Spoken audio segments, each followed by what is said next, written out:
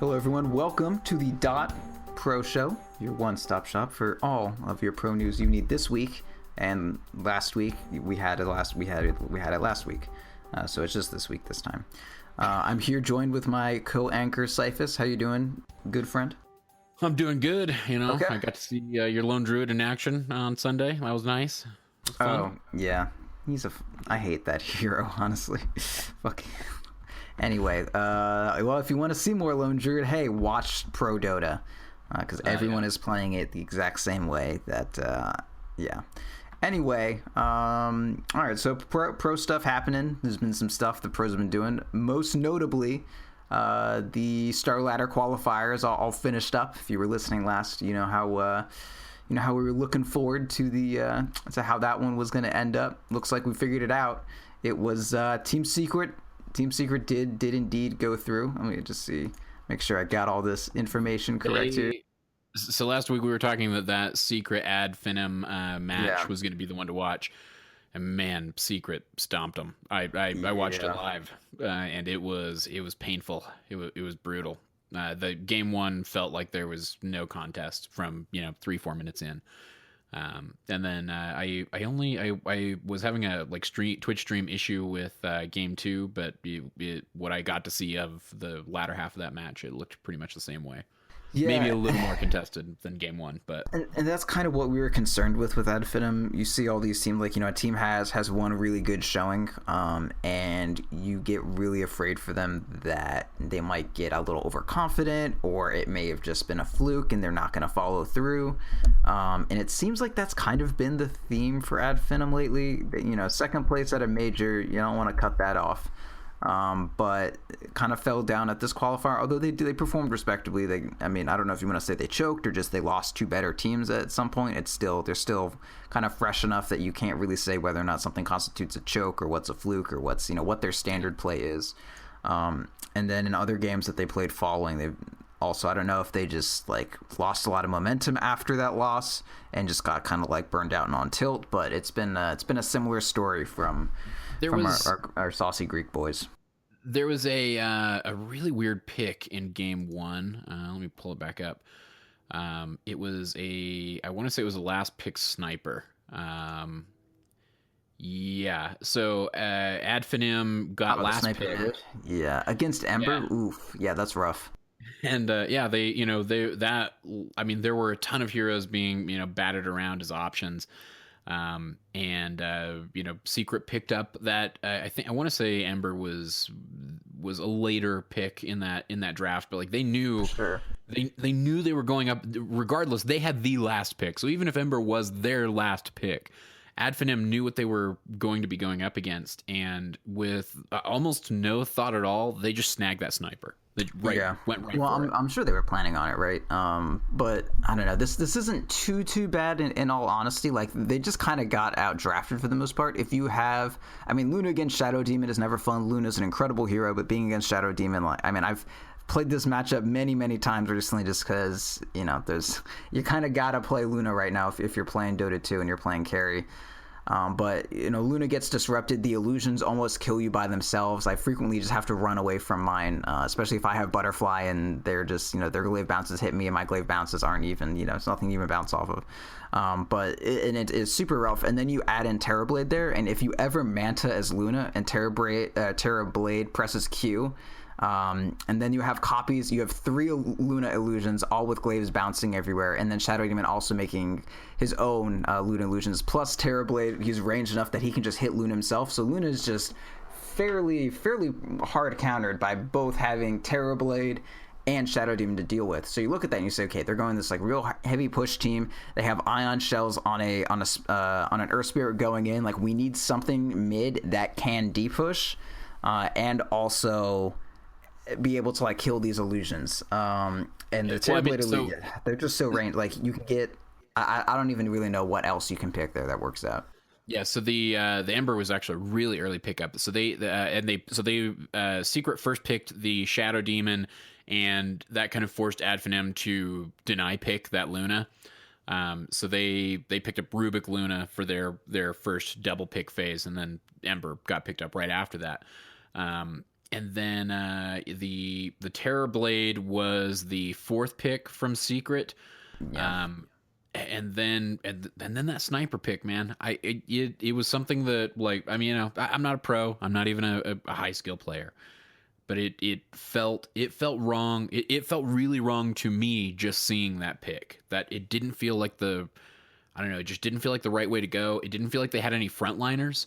You know, I mean, I guess Luna can be a frontliner, but like you're saying, like there's a Terrorblade on this team. There's you know, there's a Shadow Demon on this team. Like I don't know. It felt wrong from the get go. It seems to me the real issue is just the Nyx assassin. Like, they have no way to engage into this enemy team with the Nyx. If they had maybe Sand King in that position, they would have been able, because, you know, if you get like a Blink Burrow Strike or a Blink Epicenter Burrow Strike going into a bunch of, you know, Illusion or Shadow Demon and Terrorblade illusions, like, they're cleared out and you can do something off that. But a Nyx, like, the most you can hope for is like a Blink 4-man Impale that just like ends the game on its own. But even then, it's just, I don't know. I feel like they survive that. Like, you don't even kill the illusions off with that. I feel like they just got put into a terrible position with having to pick this sniper. The only other pick I could see for them is maybe like OD. Maybe wouldn't have been like too bad, but OD was definitely talked about. You know, by at least by the casters. Yeah, I don't know. I don't know what they were thinking. It's still hard though. It's still hard. Then they went into that. So then they go into game 2, and I don't know. I don't know if you've got the draft pulled up, but StarLadder, Darkseer, Necro, Chen, and Windranger, and it just didn't feel like they were able to get a carry going. And I know that people play Necro safe lane carry, but boy, it didn't feel like it. It honestly is good. Accomplishing much. You just need, like, you need to get tanky, and you need the correct mid laner with it. Like, he's 13-3, you know, like, as a losing game, he's 13-3. Obviously, something's got to be going right there, right? But it's just like this Windrunner is not. It just doesn't. It's not a good hero. It doesn't do anything. And the build that they went for with it, I mean, like, if I were playing this team, I have a StarLadder with me. I'm a Windrunner. Windrunner is no longer this first item Ags thing. You either need to go like a Maelstrom or a Dessa. Most people go, or at least the last time Windrunner was remotely successful is when a lot of people were going Desso. But yeah, like if you pick this up and you just go like, I don't know, Phase Wand, Desso, Blink Ags instead of this like MKB stuff for whatever reason, I think they would be a bit better off. But yeah, I think it's just all the Windrunner pick really makes no sense to me here. Yeah, but it's so just an awful hero. It's just to make matters worse, we knew that in order for them to win, they had to, you know, not just beat Secret or preferably 2-0 Secret, but they also had to probably 2-0 Alliance, you know, the next day, and they didn't even they split that round as well. Yeah, I mean, once you're out, you know, it's like this match means nothing between Adfin and Alliance, you know, and then Secret, of course, Vega's out, and Secret just, you know, rolls on them or whatever. But I would say the more interesting story was over in the Americas, because I don't think you and I were convinced by any means that it would be DC, you know, making it to that qualifying position, because they were they had to beat Team Freedom on February 1st, which totally they did. Gonna happen. Like, I mean, I think we knew that it was going to be a tie unless NP 2-0'd Cole. Like, that's what the tiebreaker was. And it turns out they split at 1-1 because that's just how it happened. And then it was just like a best of one to figure out who goes to play, you know? Yeah, sometimes shit happens.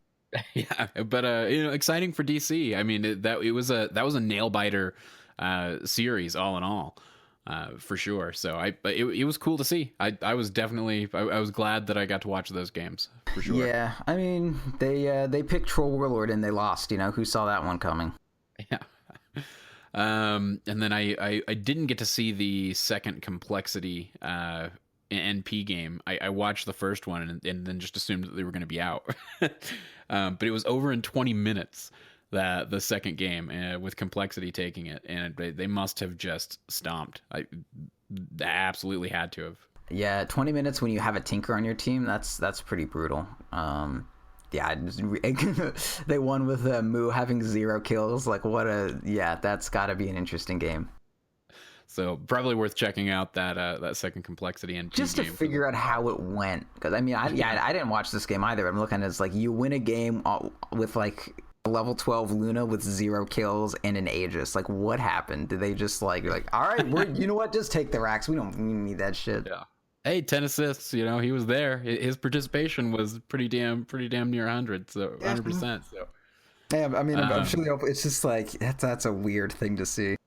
20 minutes. Yeah, I'd love to see that game. I'd love to know what happened there because I was definitely surprised the next day to tune in or to hit up Liquipedia and find out that DC had made it. So a bit cool to see. Nonetheless, I'm a DC fanboy. Yeah, cool team. Yeah, I wouldn't say at all that I was surprised that they made it, but just like the path that I think statistically, I probably would have favored NP a little bit just because all they needed to do is 2-0 complexity. But hey, sometimes you lose to a 0-kill Luna in 20 minutes. Yeah.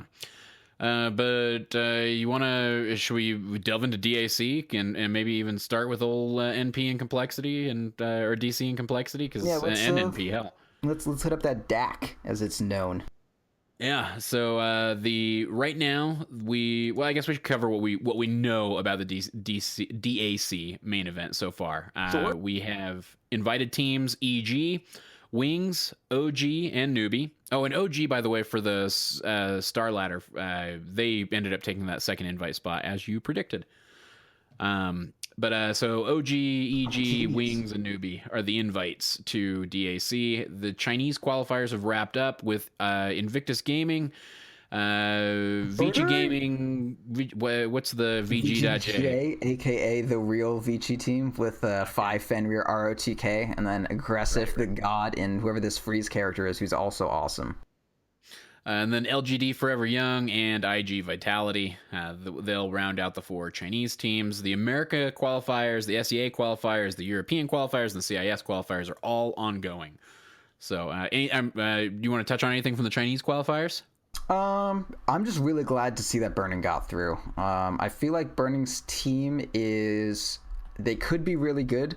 There's so many things to Dota right now about like whether or not you want old talent or like just like pick up a bunch of new guys, or like whether or not these old players, they weren't successful because they're just garbage, or maybe they're like, misery and they've been to every TI, never placed that well, but actually are just amazing players. And like, I mean, no one's ever going to say that Burning wasn't an amazing player at any time. Some people may say he's kind of bottomed out, he switched off carry or whatever, but this may just be like a kind of misery situation where like, yeah, they didn't really hit the big time at any, or they didn't ever win a TI, I guess I should say, for Burning, but their prime is definitely not past, and they're still just looking for the correct opportunity to like really go the distance.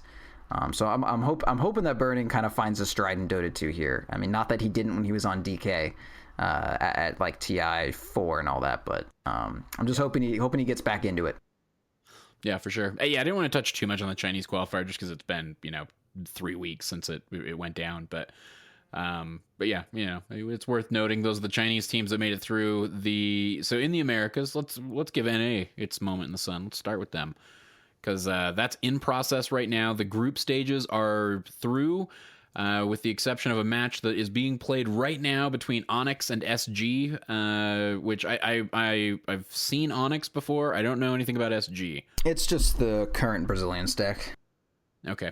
Not to undersell them at all, but I'll be honest, I don't know a great deal about the Brazilian doot, but I know they always are fielding 1 or 2 between like Pain Gaming and all that stuff, but SG seems to be the dominant Brazil stack right now. So right now those 2 teams are playing for the last remaining spot in the playoffs semifinals bracket. MP solidified their spot. They took 2 series, or 1 off of SG, 1 off of Onyx, and they solidified their spot there. Over in Group A, Complexity and DC end up being the top finishers there. Probably not a big surprise. Wanted and Team Freedom were the other 2 competitors. And Wanted is the interesting case because their first games they were off to the races. They 2-1 DC, which was like, what? That's crazy. Like that's not a thing that anyone expected to happen. But they weren't really able to deliver past them, dropping 0-2 to Complexity, and then against DC again going 0-2.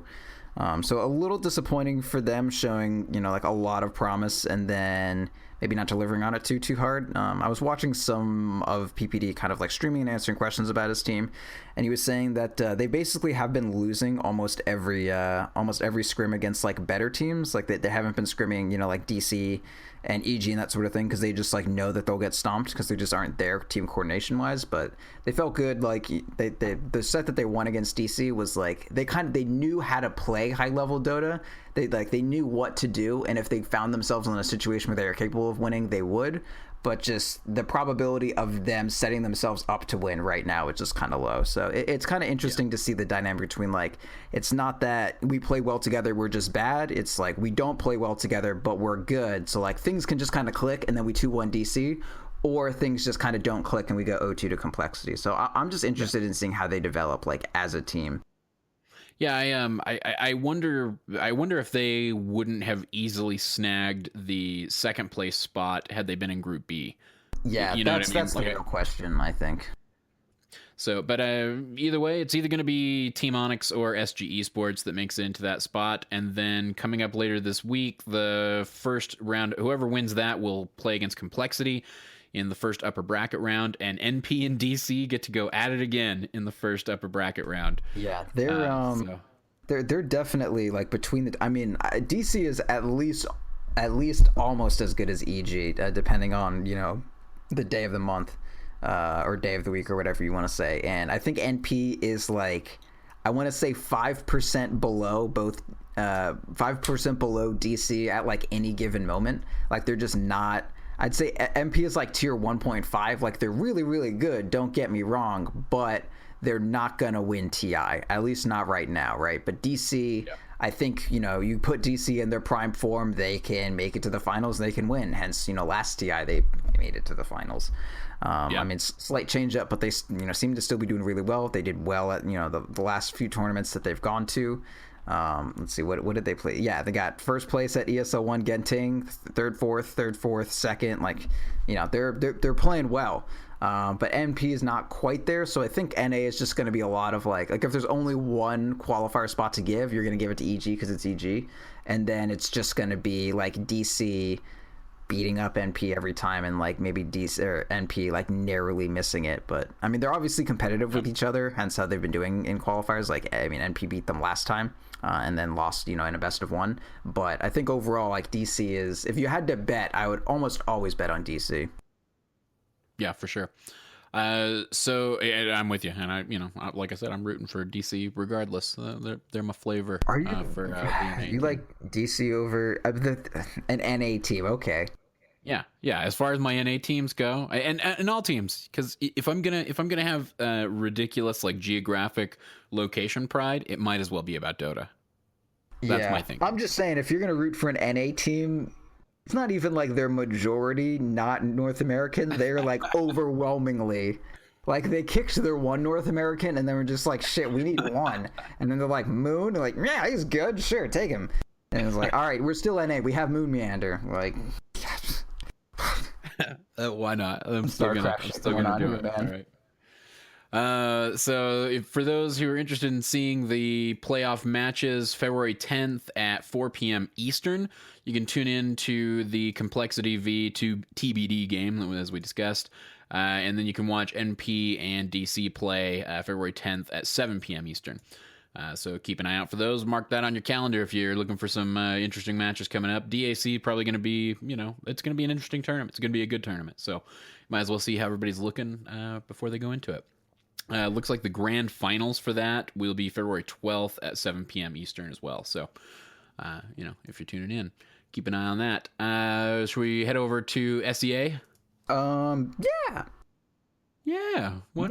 Yeah. All right. Yeah. Let's do that, dude. Come on. All right. So we've already got the determinations made for Group A and Group B. In Group A, Team Faceless and Warriors Gaming Unity are going to be the top two contenders. I know you're a Team Faceless fan. I would say so, yes. Mostly just for Ice. I'm not the biggest Black fan. And Nuts is obviously amazing. But mostly Ice, man. He's definitely my second favorite Pro Dota player. Definitely second. Any thoughts on Warriors Gaming? They're consistent, man. I'm so happy that they keep doing well, because it's like every C qualifier they always get like third, and you're like, well, Warriors Gaming almost did it. Who are these guys? And it's like every single qualifier, like, who are these guys? Like every single time. But they've just been like super consistent. They've swapped up their roster a little bit, but I mean they've still just been doing well. None of their players are individual, like, oh, they picked up this star player who's gonna, like bring them from, tier 3 to tier 1. It's just been like a nonstop grind. To me, they're like the ad finem of C. Like, does that make sense? They're just always kind of there, and they're doing better and better, and like eventually they're gonna make it, get second at a major, and then like maybe fall off. Hopefully not, but I'm still sad for my Greek spicy boys. Like, I hope they don't fall off, man. So they beat out Next Generation and Signature Trust in Group A. I know nothing about either of those teams. Those were brand new names to me. Any knowledge of anything worth noting? Lakel's on Signature Trust is someone that I've been watching for a very long time. If you're ever just back in like the heyday of Dota 2 Lounge, when I would just put whatever on whatever team for fun and like see what I get. I would always bet on Signature Trust versus any other like tier 3 Southeast Asia team, because I just knew like if you gave him Morphling, he could just carry the goddamn game all by himself, and that's just kind of been the story of his life. But he's just been slightly more inconsistent lately. And turns out you can't 1v5 the world, even if you're Lakel. So he's just kind of their hero unit, and he does very well. But whenever he doesn't, it's just a loss. Yeah, well, that's tough. But over on Group B, I'm gonna move us on. I have nothing. Is it obvious I have nothing to add to that conversation? A little bit. Yeah, thanks. Yeah, I don't know. I mean, Menes, like, these are all just like names that are always kind of there, depending on how the squads rotate around. Kind of like, not at all like NA Dota. It's like NA Dota, only they have consistent brands, which God bless. But yeah, like Bimbo's there. Miracle, who's one of my favorite players. Just military service kind of came when he was hitting his real stride. Like, the way we play Naga now, Miracle came up with that. Okay. Like, Miracle is the reason that, I mean, like, other people, like, obviously Arteezy did Arteezy things, and people play Naga a great way, but like most of the innovation and the first like, wow, Naga's actually just broken, was a couple Miracle games that just kind of broke it open. Same thing with the first like Ember Spirits to be played successfully in Pro Dota was Miracle. I remember as soon as he got added to Captain's Mode, I was like in love with that hero, and I kept trying to figure out like the best way to draft him. And I would just look at whatever draft Miracle was a part of, and it was like they put a lot of clockwork in, and they had a lot of like these very chaotic heroes that made the fight difficult to understand, and they would always put Ember Spirit in any draft like that, and it's really cool. Big fan of Miracle, but unfortunately, just he kind of, I want to say, missed his window. Miracle, Meracl, not to be confused with Miracle. But from Mineski. Yes. From Mineski. Sorry, you jumped ahead of me a little. So Group B, yeah. So Mineski took the second place position. I was just talking about Group B in general. Like these teams that I like. Yeah, fair enough. And then TNC Pro Team took the number 1 position there. So they're the teams that you're gonna be facing off. Yeah. Execration. I feel like all I heard about was Execration. Are they just another one of those teams that had their moment in the sun and now they're Abed was on Execration, and then he wasn't. Ah, okay. Yeah, right. I mean he was their Mappo player, and yeah, they did. I mean, like he left a while ago, but right. Yeah, he was. Oh no, it was. Yeah, I mean not that long ago. I just saw his join date here, and I was like, am I just totally wrong? No, he left like the end of December. Same thing with 343. Like those were debatably their 2 kind of best players, I would say. I mean, DJ's still there, and DJ is a fucking wild dude. DJ is incredible. But losing 343 in a bed that's not good. You're not going to come back from that. Recover from. It's not. Like, I mean, when EG, like, they lost Arteezy and Universe and replaced them with 2 other, like, good players, and they, bought them. So, I mean, you can't lose 2 star players and then do well. You're, like, exact next tournament. That's just not going to happen. Right. So if you're looking for games to watch up until the America qualifiers start, well, you got more DAC action happening here. Team Faceless and Mineski will face off in about 4.5 hours from when we're recording this episode. So if we get this posted in the next 4.5 hours, that's going to be happening at, I believe, like midnight Eastern. And then shortly thereafter, the TNC and Warriors gaming game will proceed. So, and that's, they're estimating about 7.5 hours from that. So like 3 a.m. Eastern. So if you're listening to this way late at night, early on a Wednesday, you could get some matches in still. The grand finals for that will occur February 10th. So it looks like maybe a little bit before or maybe a little after the playoffs kick off for the Americas qualifiers. So anything else you want to add about the SEA qualifiers before we move on? I'm going to bet TNC goes through and not Faceless.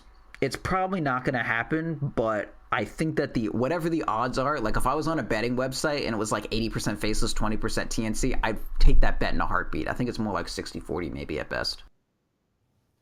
Okay. TNC is awesome. They are really good. And Faceless is an incredible team when they are an incredible team. And then when they're not, they can lose to TNC. That's possible.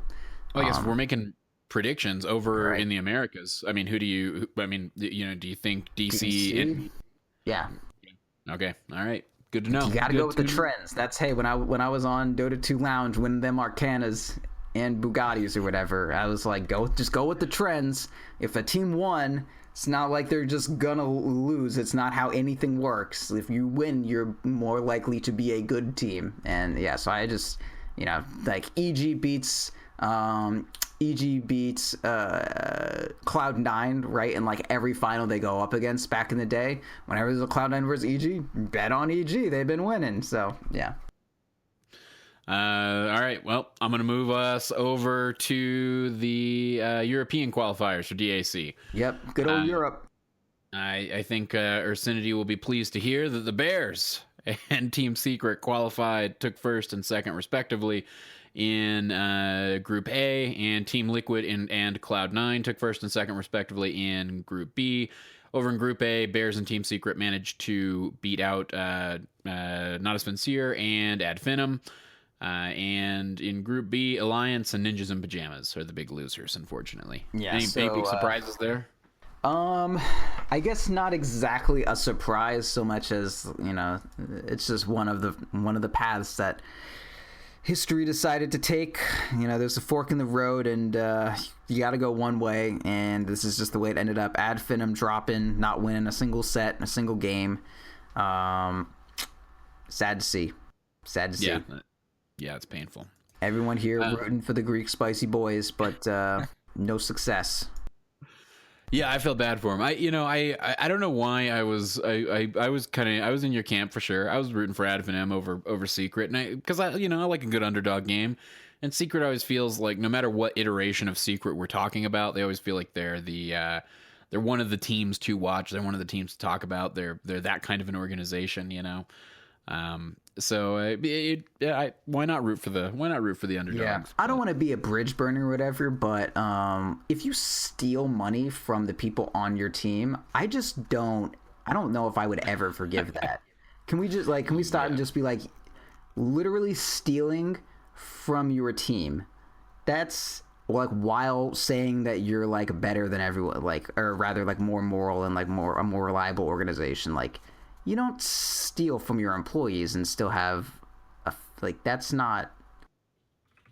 I just wanted to say that it's unacceptable. It should be unacceptable. Yeah, absolutely not. And I can see that being reason enough, especially in esports. Hell, that can be reason enough to root against a team. Hell yeah, it's despicable behavior. It should at every turn be denounced. And yeah, I'm with you. It's such an infantile industry to begin with, and by infantile I don't mean that in the pejorative way. I mean that in the it's in its infancy stages, if you will. So I mean, to have things like that occurring, it blows. It just reminds me of in StarCraft Brood War when like Savior, who was the the Zerg Bonjour, who was the fucking golden child of the games, incredible, everyone loved him. Then he was busted for like match fixing, and it just like did so much damage to the legitimacy of it. And as far as like player organizations and like, you know, we started like EG is now a player owned organization, that sort of thing, like this kind of push to get, you know, more accountability and like, okay, if you guys don't treat our players well, we'll just do it ourselves, to kind of like force, you know, the sponsorships and teams to, you know, like be more I don't know, cater a bit more to what the players need and a bit less to sponsors or whatever, you know, money they think they can get out of it. And then just to immediately have it be like kind of the champion of it, the most visible player-owned organization, literally just steal from their players. Like that's not good for the game. It's not a good thing. No, sir. I mean, it's an over-exaggerated comparison, but you know, it's up there with, or it's an over-exaggerated comparison because it's obviously not on par with it, but it always reminds me when I hear about these types of scandals within esports, especially match fixing and this particular incident as well. But it reminds me of fixing the World Series. You know, back in the 20s, you know, which was one of those things that threatened baseball. It destroyed a lot of careers. It destroyed a lot of lives. I mean, obviously, we're not on that kind of a grand scale, and clearly, we're more forgiving in this world because Team Secret still exists with management in place. So, hey, people want to play Dota with a team that can win. You know, it's understandable, I guess. Yeah, but I would say it's not a huge surprise that immediately afterwards the majority of what filled out Team Secret was non like Western players. Yeah. So if you're looking forward to these matches at 7 a.m. Eastern time, you can tune in to watch the Bears Cloud9 series. That's when the semifinals kick off for the European qualifiers. And then shortly thereafter at, I think that's like 10 a.m. Eastern. Yeah, 10 a.m. Eastern. You can tune into the Team Liquid, Team Secret semifinals match. And the grand finals wraps up by February 10th with another series of games on the 9th in between. So pay attention to that if you want to catch the European qualifiers and see who comes out on top there. What are your predictions, Proud? I'm gonna guess. I mean, Liquid over Secret. That's gonna be my guess. I think Liquid has always had the potential to be really good between Miracle and Matama Man. I don't think anyone could debate that. GH God doing great for the team chemistry, getting all that back in order. I think they're gonna win if they can ever get their stuff like wholly in line, and you get Matama Man at max potential and Miracle at max potential on the same team. I think you're doing really well, and Kuroki's definitely a captain who can make that happen with like the right squad. So I think they're just kind of a ticking time bomb to being back to that rivaling OG for, you know, top team that'll place at, you know, whatever major they go to, like they were back around kind of leading into TI. And then as far as Bears versus C9, I'm going to say Bears very, very much so. C9 is definitely doing well. If people are not really aware what the current C9 is, it's the old Team Imperial. I think every time I mention them, I say they're the reason that you know that what Safe Lane Centaur is. The player that I most know from them is Baby Knight from StarCraft, Protoss player that I liked pretty well. He's a really, really old school Dota 1 player, actually, and then quit Dota 1 when StarCraft was getting big, and then quit StarCraft when StarCraft was dying. Went back to Dota, and he's doing well for himself. So, I mean, obviously, he's good enough at games in general to just kind of switch between them. And, you know, old Dota player getting back into it. Yeah, and he's playing mid for them, too. So it's not like he's like, oh, I need to get back into Dota to make some money. I might as well. Like, I'll just play support and try to get on a good team. He's like, yeah, I'm going to mid, and I'm going to kill everybody. Yeah, I just picked up this game again. I'm just going to see if I can kill everybody. And it's going decent for him. And, you know, Ace is good. Captain is a carry. I like that. And they have, you know, Rise has been on like every team ever at one point or another. So it's cool that they're doing well, but I feel like they're kind of, oh God, that's a phone. They're kind of the rising Ad Finum, right? Like Ad Finum was where Cloud9 is, like, I want to say 6 months ago. So I feel like this major qualifiers, they'll have like a really good run. But I think they're just a couple months out from getting all their ducks in a row and really like taking off. But if teams like Bears and Team Liquid find their stride, I feel like Cloud9 will just miss the momentum. They just won't get the momentum going. But I think if they do win this, they're going to be like a really strong team going forward for the next month. But if they can find the momentum, I feel like they can get there. But if they don't, they may just kind of like peter out and, you know, be a tier 2 European team for a decent amount of time before they find a real stride if they're capable of it. Yeah, for sure. So, all right, I'm going to move us on. I'm going to take us to the next bit, and that is the CIS qualifier. Are you excited? Yeah, sure. Since the splitting up of Europe and CIS, I don't know really how to, because I feel like everyone's like, oh, Europe is just like, the Europe qualifiers are so unbelievably stacked. But now that they're split up, like, I feel like there's just more stacked. Yeah, I feel like because it's like, all right, like, who would get this invite? Probably like, I mean, Liquid,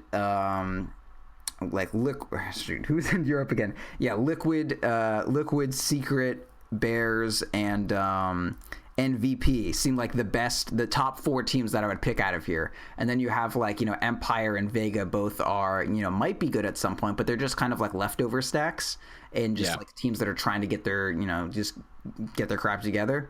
But and then like Virtus Pro, I mean, like Virtus Pro is its own, you know, story for these qualifiers, right? Yeah. So Group A, Virtus Pro coming in last place in Group A. Thank you, DDoS attacks.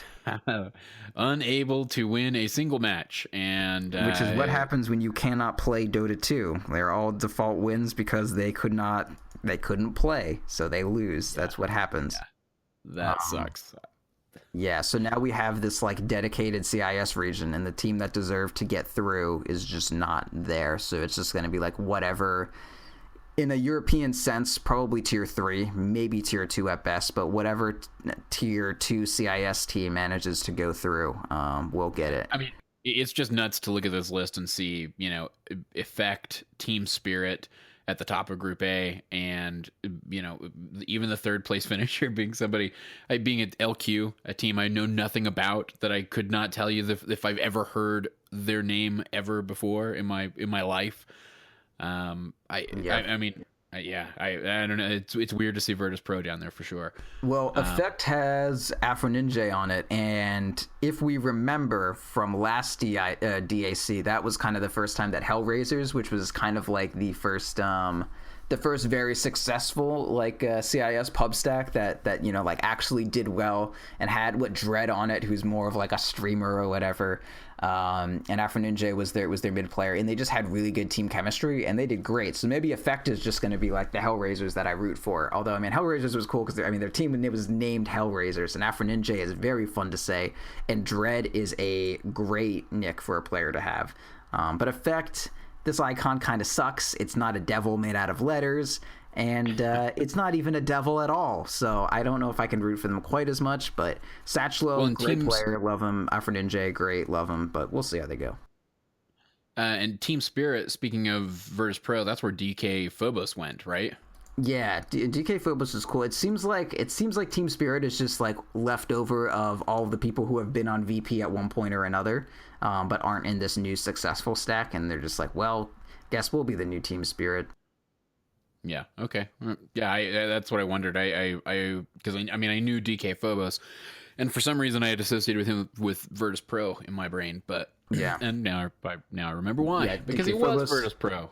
Iceberg, who's very, very, very strong mid player. I want to say, when was the tournament that he did like really, really well at, and was like, you know, his OD, which for the time he was playing it was every mid player's like, wow, that mid player's OD is great. It's like, yeah, everyone's OD is like great at this point. Was it the Shanghai? I think it was probably the Shanghai Major where Iceberg was getting a lot of hype. It was when I think it was him and Ramses were on the same team, I want to say, and that's when like Ramses got to be it was him on and then they went to Empire together, I think. Anyway, I don't know. No, it was just Iceberg went to Polarity. Okay. Anyway, who knows? The people hop around teams a lot when they're not very successful. But anyway, the squad did do decently. Like an Iceberg mid squad did do pretty well, and Iceberg was definitely like, it was like Iceberg and Ramses were kind of the people to look at from the CIS region. But Ramses is the one who kind of took off, and Iceberg not quite as much. But, maybe this team will do well. FNG is a fairly tried and true captain. Van Score, incredible player, but got sick at some point and just had to not be successful ever again. So maybe he gets back in there. Maybe this team spirit is good. But we'll see. They have BZZ, owner of the BZZ Pugna set, so they got to have something going for them, right? Yeah, I that's the only Pugna set I have, I think. It's the only Pugna set anybody has. Okay, over in Group B, a little bit more of some results we would expect. Team Empire and Vega Squadron placing first and second respectively, with Comanche and Friends falling in the third and fourth positions respectively. That's not too surprising. I would expect Friends to do a little better. I guess I guess not. I thought that this was... What team is Illidan on right now? They swap around so much, these saucy boys. Let's see. I don't know what Illidan's on right now. But I mean, it's not too surprising that Vega's doing well.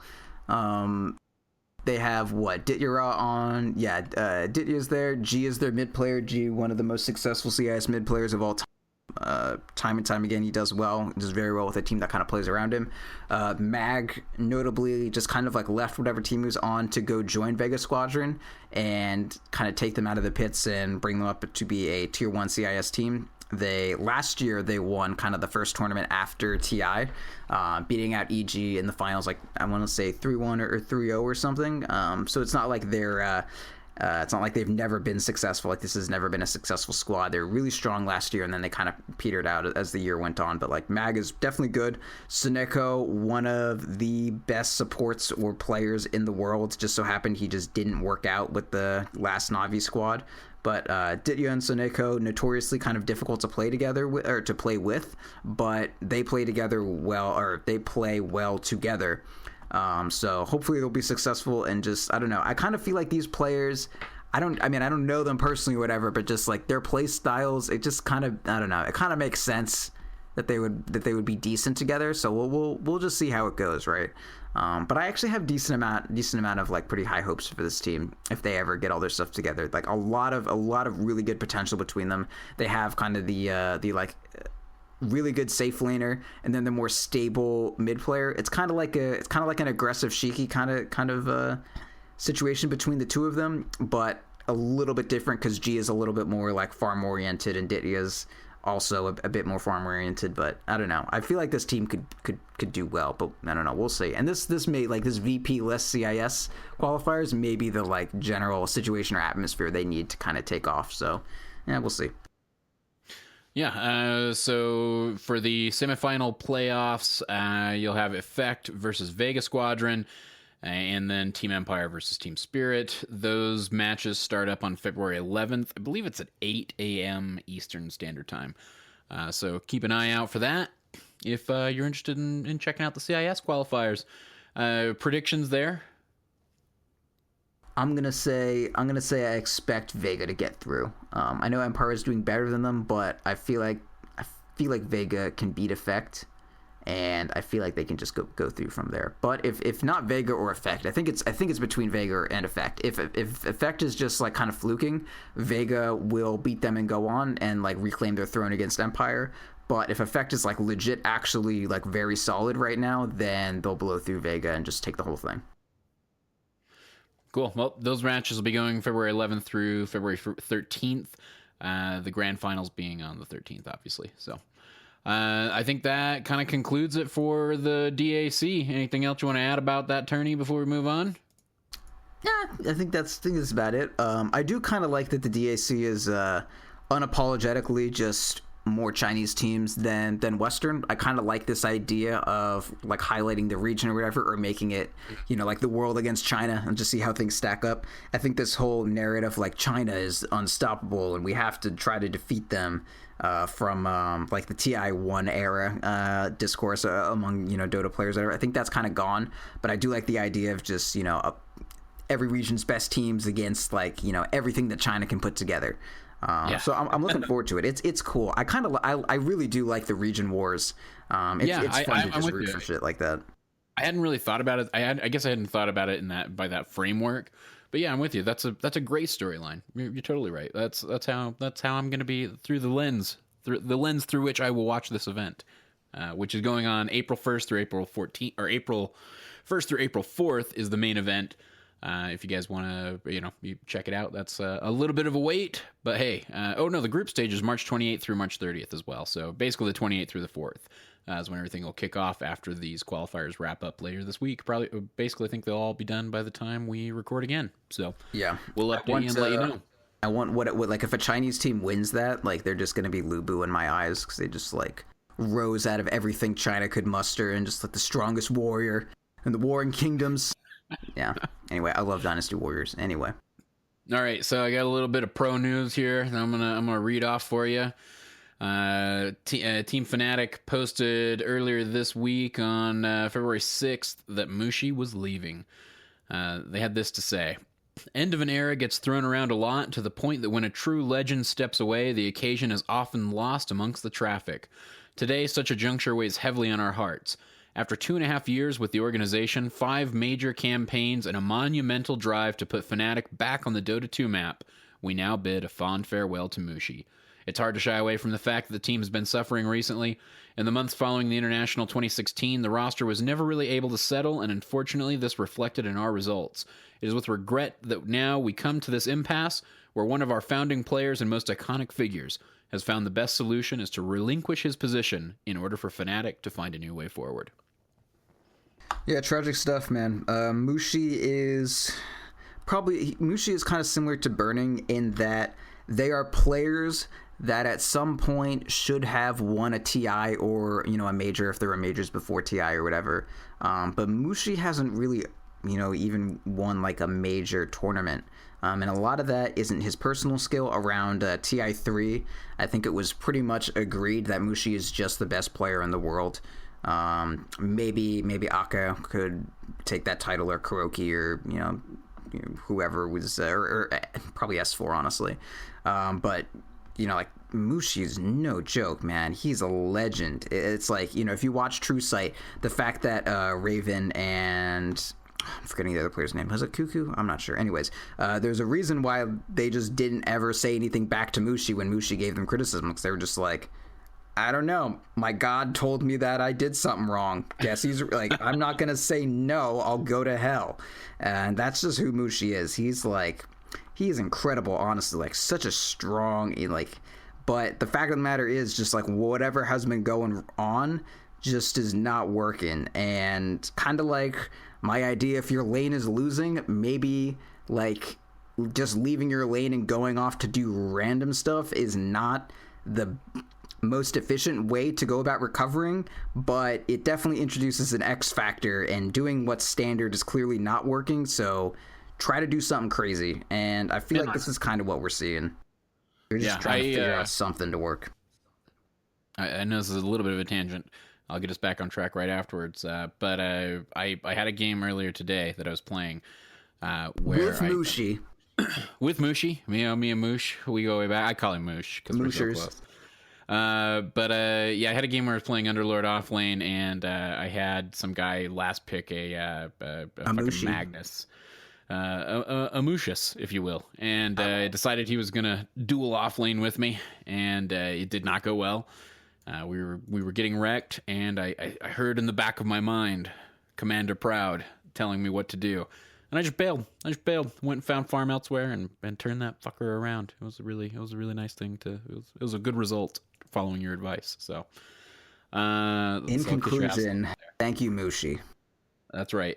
So the team's pressing forward with Ohio, Febby, and Rain, and they're basically looking for, I guess, 2 slots now after that. Yeah, I'm honestly interested in seeing like maybe Mushi will go the route of a lot of these players from kind of like lesser regions. That not that there's anything wrong with C outside of the fact that it just hasn't been competitive for a while. Maybe he'll just join another team, like I wouldn't have been too surprised if when Mushi wasn't on a team and Secret was like looking for players that they're like, hey, Mushi, want to play with us? or like what Bears picked up 343 and in a bed, like maybe that would have been Mushi that got picked up, and then he would be doing well in another region. And I think it's no surprise that the last time he was very successful. Oh God, I said that Mushi hasn't really won like a real big tournament, but that's just kind of like with the C stacks. When he was in DK, they were taking it I wouldn't say everything, because they were like trading titles with EG and Vici. Or not Vici, they were trading titles like EG and Newbie, and then IG for a little bit, but like they were top tier the whole way through. And that was Mushi as their mid player. And he's just, he's like a really strong player, but he just hasn't, and like they kind of found a stride with mid one, and then immediately mid one got sniped, and then they're just struggling after that. But I don't know, like he'll make it, even if he's a lot like Burning, I think. Definitely incredibly good player, but just kind of hasn't worked out for the last couple years. But all it's going to take is one squad change up, find himself in the right situation, and you'll have another run for major contender. Yeah. So any other pro news we need to cover before we wrap this bad boy up? Hotbid is oh right. Yeah. Hotbid's on BTS now. Hotbid, notably the most important person who has a voice who to ever talk about esports besides Artosis and Tasteless. The conductor of the Hotbid interviews, which are my personal inspiration for any interpersonal communication I ever have with someone who's not expecting anything of me. I love that man so much, and I'm so glad that he exists. And just want everyone to know that Hotbid is amazing, and if he ever wants to sign my forehead, you know what? Okay. If you are interested in hearing our interview with Hotbid, we did that back April 11th of 2016, so last April. We got to Roland and I got to sit down and talk to him about being in the Esports Hall of Fame and all sorts of stuff. So, and he is a diehard Game of Thrones fan. He had a blog about Game of Thrones that he kept up pretty hardcore. Courtesy to Mr. Blue, who filled us in on that before we did that interview. But it was entertaining. He was a really cool guy to talk to and interview. Yeah, I'd love to have him back on the show at some point. Also, if you wanted to know his tendencies when he goes to Taco Bell, search for the CATZ, CATZ Hotbid interview, keyword Taco Bell, because they have a pretty strong conversation about what they get at Taco Bell, and it actually has informed a lot of my current Taco Bell tactics. That's good to know. All right, is that gonna do it? Is that it? Yeah, whatever. Yeah, whatever. All right. Well, I'm gonna start plugging us. Okay. And I'll start by plugging you. That's at Proud Dota. That's where you can find him on the Twitter, Excellent. on the Tweetster, on the tweet. Yep. You can find me at .p_Cyphus and the show at .p_show. You can hit us up at defenseofthepatients.com. That's our website, defenseofthepatients@gmail.com, where you can send us all of your email questions. You can also find us on iTunes, Stitcher, Google Play, all your favorite podcast apps. We encourage you to leave a review. We have some more reviews, but I'm tempted to hold off and let Roland read them after the fiasco that was the Monday Proudland. Because that was this episode where we read them, the ones that you remembered. Yeah. Yep. Yeah. But I have an impeccable memory. Let's be honest. Yeah, it's damn good. And Roland's one of those guys who, if you're not around, you know, like it's not happening. You know what I mean? So I don't think it's possible. It was possible for him to imagine a world where the reviews were read outside of him. I'm just giving him shit. I love him. Let's see. Yeah, but make sure you leave us a review. We have 5 more to do since we last did those. So we'll be burning through some of those here soon. Let's see. Hit us up on Patreon now. All right, we'll do one right now. Yeah. Let's see. You win. Yeah. A year of .p. Well, I guess I could look and see if there is a Proud specific one. I feel like most of them should be, right? Yeah, most of them should. Okay, a year of .p. We'll just go in order. February 2016. I had a great idea to look up and see if there was such a thing as a Dota 2 podcast. I was at a very low point in Dota. I was thinking about leaving the game. I was having a hard time learning the game and was extremely inept at the game. The night before, I hit an all-time low 128 MMR. Over the year of listening Reminds me of Vercinity. Over the year of listening to almost every podcast has taught me a lot, especially Proudland and also Theorycraft Thursdays. In 1 year's time, I climbed and topped out at 1700. I will continue to listen and use their advice to climb. Thanks to the whole .p crew for saving a Dota player's life and dream. Lieutenant Condor. And that's a 5-star rating from Lieutenant Condor. You did some coaching with him. Yes, I coach him regularly now. I say regularly, but there was one session, and then I was supposed to do it this week, but he got hella tilted and was like, I gotta take a break. Can't do it right now. Sorry, buddy. I was like, it's all good, friend. But yeah, love Lieutenant Condor. Great fellow. Really fun to talk to. He's kind of nice, just such an energetic voice about him. But yeah, Lieutenant Condor is great, man. And he loved the coaching. Just pay me. Yeah. That's right. You can find out how to be the lonely druid. That's all you gotta do. Yeah, that is actually we were just like, dude, should we just do it? Should we just, because he was playing druid and he was like, yeah, I was kind of trying to figure it out. And it's like, let's just, if we're gonna do the first, it might as well just be this. And then we played some druid and got him a bunch of settings all figured out and stuff. It was great. Anyways. Yeah, so hit us up on patreon.com/defense of the patients, where you can donate. And this month, Ursinity is a madman, and I say that because I'm going to make him do them all. Anybody who donates $5 or more, Ursinity has offered, and will help, of course, along the way. I'm just giving her, I'm poking a little fun at old Ursi, but Proud definitely help. Definitely not going to. If you donate $5 or more this month only here in February, Ursinity has agreed and will farm out help where he can get it, even if maybe we have to twist Proud's arm or fly over there and I'll just dislocate my shoulder and I won't care anymore. Okay, fair enough. But yeah, everybody gets a replay review. That's a replay analysis. Just shoot us a match ID and one of us will hop on it ASAP. If we ever miss somebody, if you're ever owed a match ID for a replay review, hit us up and let us know. Shoot us an email to defenseofthepatients.com or defenseofthepatients@gmail.com, and we will make sure somebody gets on it right away. It helps the show. We really appreciate it. I think this month, for the first time ever, we were making enough money that we were not running in the red on the Patreon. It was the coolest thing ever. So thanks to all the patrons who have helped support us there. It really is a big help to the show. It's how it's going to help us grow. That's the plan from here, is to just grow and provide more content and better content and keep plugging at it. That's how you can help us. All right. I think that's it. That was good, right? It was solid. Yep. Sure. Okay. That's going to be it then. Everybody, thanks for tuning in. Proud, this is your show. You got a killer. Everyone, thank you for listening. And that's the end.